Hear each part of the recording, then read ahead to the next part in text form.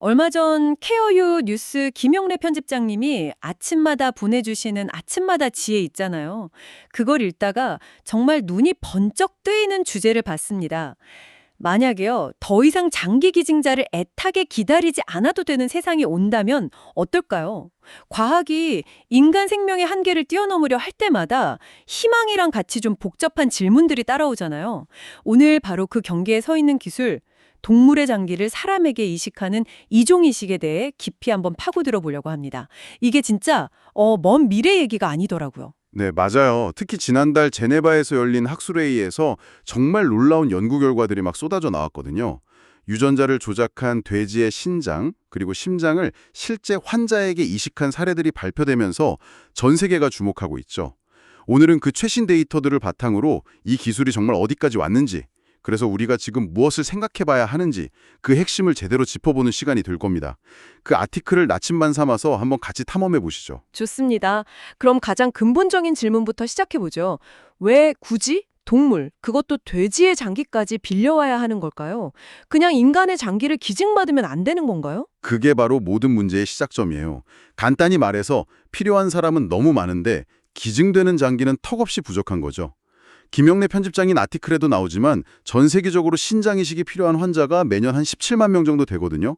근데 실제로 수술받는 사람은 10%도 안 돼요. 10%요? 네, 이것도 그나마 의료 시스템이 잘 갖춰진 소위 부유한 국가들의 얘기고요. 와.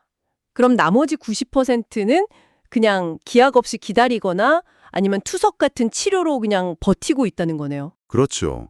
그런데 이 문제가 나라별 문화나 사회적 배경이랑 맞물리면 훨씬 더 심각해져요. 예를 들어 일본은 문화적, 종교적인 이유로 시신 훼손을 좀 꺼리는 경향이 강해서 장기 기증률이 매우 낮습니다. 그래서 신장 이식 대기 기간이 평균 15년, 15년이요. 길게는 30년에 달하기도 해요. 30년이요. 세상에. 그건 사실상 이식은 포기하란 얘기나 마찬가지잖아요. 기다리다 돌아가시는 분들이 대부분이겠네요, 그럼. 바로 그 점이에요. 중국 사례를 보면 더 극명하게 드러나거든요. 인구는 세계에서 제일 많지만 유교문화 영향으로 사망 후에 장기를 기증하는 비율이 극히 낮아요. 그러니 수요 부족이 상상 이상으로 심각하죠. 우리나라도 상황이 썩 좋지는 않죠. 예외는 아니에요. 이식을 기다리는 분들은 계속 늘어나는데 뇌사자 장기 기증률은 여전히 OECD 평균에 한참 못 미치고 있고요. 이런 절박한 현실 때문에 과학자들이 다른 대안이 아니라 궁극의 대안으로서 동물 장기에 주목하게 된 겁니다. 선택의 여지가 없는 상황인 거죠. 알겠습니다. 필요성은 정말 절실하게 와닿네요. 근데 여기서부터가 정말 궁금한데요. 제가 알기로 이중 이식은 수십 년 전부터 시도됐지만 번번이 실패했잖아요. 우리 몸의 면역 체계가 동물의 장기를 가만두지 않을 텐데 어떻게 그 엄청난 거부 반응이라는 벽을 넘을 수 있게 된 건가요? 뭔가 결정적인 기술적 돌파구가 있었던 겁니까? 아주 정확한 질문입니다. 과거에는 이식된 돼지 장기가 며칠, 아니 몇 시간도 버티지 못했어요. 우리 몸의 면역 시스템이 그걸 엄청난 외부 침입자로 인식하고 그냥 총공격을 퍼부어서 바로 괴사시켜버렸거든요. 그런데 이 모든 판도를 바꾼 게임 체인저가 등장했죠. 게임 체인저요. 바로 유전자 가위, 즉 크리스퍼 기술입니다. 아, 그 유명한 크리스퍼 기술이 여기서 결정적인 역할을 하는군요. 네, 이 기술 덕분에 아주 정교한 두 가지 접근이 가능해졌어요. 첫 번째는 돼지의 유전자 중에서 우리 인간의 면역 체계가 즉각적으로 적이라고 인식하게 만드는 유전자들이 있거든요. 이걸 아예 잘라내버리는 겁니다. 아, 원인이 되는 유전자를 그냥 없애버린다? 그렇죠. 일종의 위험 요소를 사전에 제거하는 거죠. 잠깐만요. 그럼 두 번째 접근은 뭔가요? 위험 요소를 없애는 것만으로는 부족한가요? 부족하죠. 우리 면역 체계는 굉장히 똑똑해서 낯선 세포가 들어오면 어떻게든 공격의 빌미를 찾아내거든요. 그래서 두 번째 접근이 더 기발하고 중요합니다. 돼지 장기 표면에 오히려 인간의 단백질이 만들어지도록 하는 유전자를 삽입하는 거예요. 아, 잠깐만요. 그럼 돼지 유전자를 빼는 것뿐만 아니라 아예 우리 편인 척 위장시키는 유전자까지 집어넣는다는 거잖아요. 이건 그냥 위험 요소를 없애는 수준이 아니라 적극적으로 면역 체계를 속이는 스파이 작전 같은데요? 맞아요. 스파이 작전이라는 비유가 딱 맞네요. 돼지 장기에 인간의 옷을 입혀서 우리 면역 세포들이 우리 편이네? 하고 착각하게 만드는 거죠.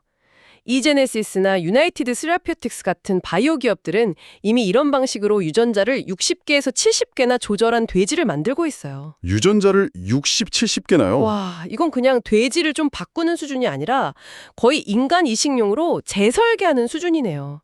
공상과학 영화에서 보던 게 정말 현실이 되고 있어요. 네, 그래서 이 돼지들의 장기는 더 이상 그냥 동물의 장기가 아니죠. 인간의 면역 시스템에 맞춰 아주 정교하게 맞춤 제작된 바이오 장기라고 부르는 게 더 정확할 겁니다. 그리고 이 기술 덕분에 아티클에도 언급된 놀라운 임상 결과가 나온 거죠. 60대 뇌사 환자에게 유전자 조작 돼지의 신장을 이식했는데 이게 6개월 이상 안정적으로 기능했다는 기록이 발표된 겁니다. 6개월이라 정말 대단한 진전인데요. 그 시간이 이 분야에서는 어떤 의미를 갖는 건가요? 엄청난 이정표죠. 이식 수술 후에 가장 위험한 고비가 바로 초급성 거부 반응, 그리고 급성 거부 반응인데 6개월을 버텼다는 건 그 초기 장벽들을 모두 넘어섰다는 뜻이거든요. 이식된 장기가 인체 내에서 혈액을 공급하고 노폐물을 거르는 본연의 기능을 안정적으로 수행하고 있다는 명백한 증거니까요. 기술이 이제 실험실 단계를 넘어서 임상적으로 의미 있는 단계로 진입했다는 강력한 신호입니다. 6개월 이내 생존했다는 건 정말 놀라운데 한편으로는 이런 생각도 듭니다. 그 환자분 몸속에 들어간 돼지 신장에서 혹시 예상치 못한 게 튀어나올 위험은 없는 건가요? 예를 들면 돼지만 갖고 있는 바이러스 같은 거요? 네, 그게 바로 과학자들이 거부 반응 다음으로 가장 두려워하고 또 신중하게 접근하는 문제입니다. 바로 종간 전염의 가능성이죠. 돼지의 몸속에는 잠복해 있지만 돼지에게는 아무런 해를 끼치지 않는 바이러스들이 있거든요. 만약 이런 바이러스가 이식된 장기를 통해 인간에게 넘어와서 병을 일으킨다면 이건 개인의 감염 문제를 넘어서 새로운 팬데믹으로 번질 수도 있다는 최악의 시나리오까지 고려해야 합니다. 생각만 해도 아찔하네요. 특히 코로나19를 겪고 나니까 종간 전염이라는 말이 정말 무섭게 들리는데요. 이 위험에 대해서는 현재 과학계에서 어느 정도까지 파악하고 있나요? 해결책이 있는 문제인가요? 아니면 여전히 가장 큰 난관인가요? 다행히 최근 연구들은 꽤 희망적인 데이터를 보여주고 있어요.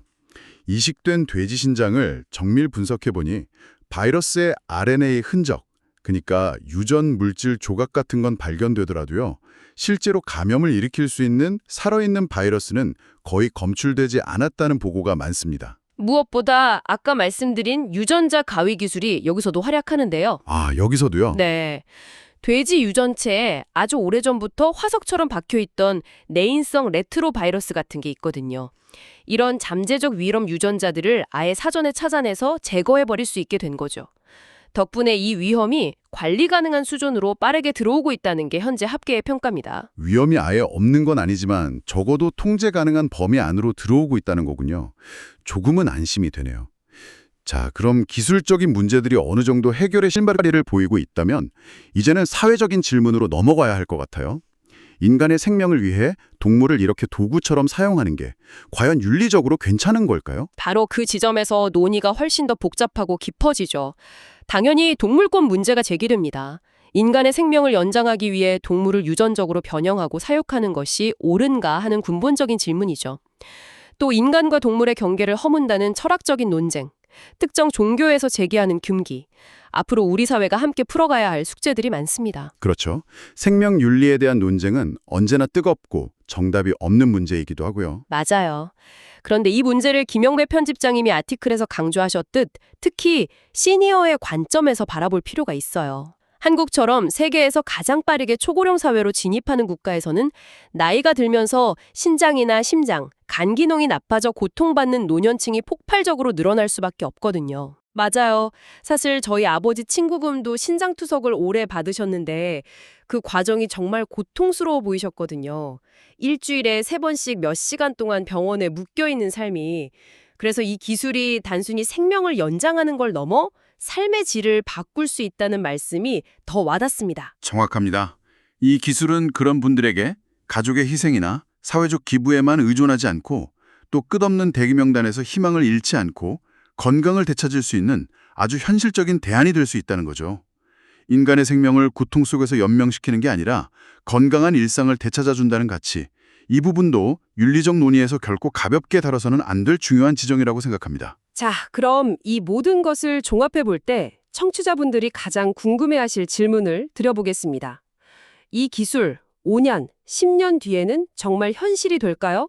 과학자들은 늘 좀 긍정적인 시간표를 제시하는 경향이 있잖아요. 과거 다른 기술들을 봤을 때 이 시간표가 정말 현실적이라고 보시나요? 예상치 못한 변수로 훨씬 더 길어질 가능성은 없을까요? 하하, 날카로운 지적이네요. 네, 물론 예상치 못한 변수는 언제나 존재합니다. 하지만 과학자들이 5년에서 10년이라는 구체적인 시간표를 제시하는 데는 그만한 근거가 있습니다.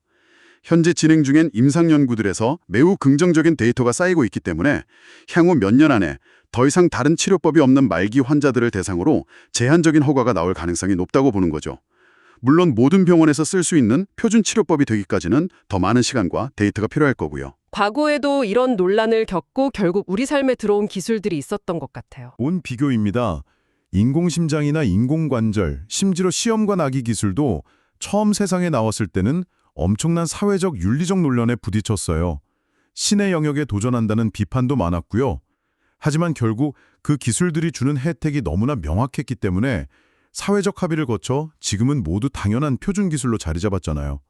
이종이식 기술도 비슷한 과정을 밟게 될 가능성이 매우 크다고 봅니다. 듣고 보니 정말 그렇네요.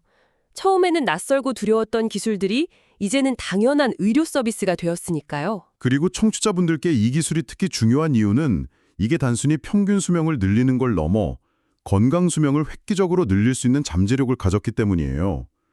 만성적인 투석의 고통에서 벗어나 자유롭게 여행을 다니고 망가진 심장 때문에 포기해야 했던 등산을 다시 즐길 수 있게 된다는 것. 즉, 고통 없이 건강하게 노년을 보낼 수 있는 가능성을 열어준다는 거죠. 이것이야말로 이 기술이 가진 진정한 가치가 아닐까 싶습니다. 오늘 우리는 동물장기 이식이라는 기술이 품고 있는 엄청난 가능성, 그리고 여전히 남아있는 위험, 또 우리가 함께 고민해야 할 윤리적 문제까지 깊이 들여다봤습니다.